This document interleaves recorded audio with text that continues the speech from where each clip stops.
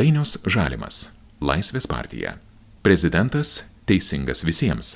Konstitucija įpareigoja prezidentą būti ištikimą Lietuvos Respublikai ir Konstitucijai, sąžiningai eiti savo pareigas ir būti visiems lygiai teisinga. Tokiu prezidentu įsipareigoju būti.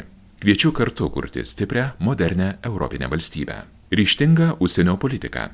Užsienio politika turi tarnauti šalies saugumui ir geroviai. Lietuva turi imtis lyderystės ES ir NATO, kalbėdama vieningai bei gindama savo interesus ir bendras vertybes. Laisvės gynyba nuo Ukrainos iki Taivano, laisvės garantija Ukrainos pergalė.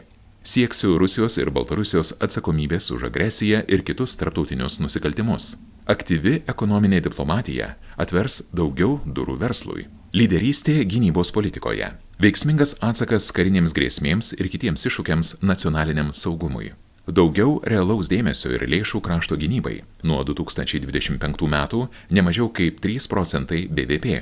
Atsakingas ir efektyvus lėšų naudojimas, turint aiškius gynybos ir atgrasimo stiprinimo prioritetus, plėtojant Lietuvos gynybos pramonę. Gynyba visų reikalas. Skatinsiu piliečius aktyviai dalyvauti rengiantis gynybai.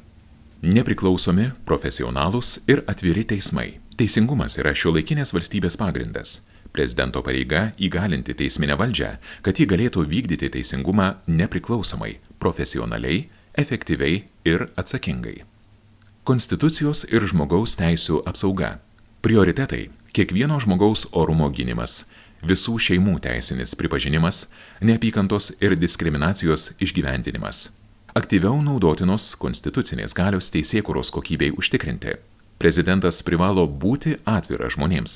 Tik taip jis gali būti telkiančiu autoritetu, sprendžiant ekonominės, socialinės, švietimo, sveikatos apsaugos ir kitas aktualias problemas.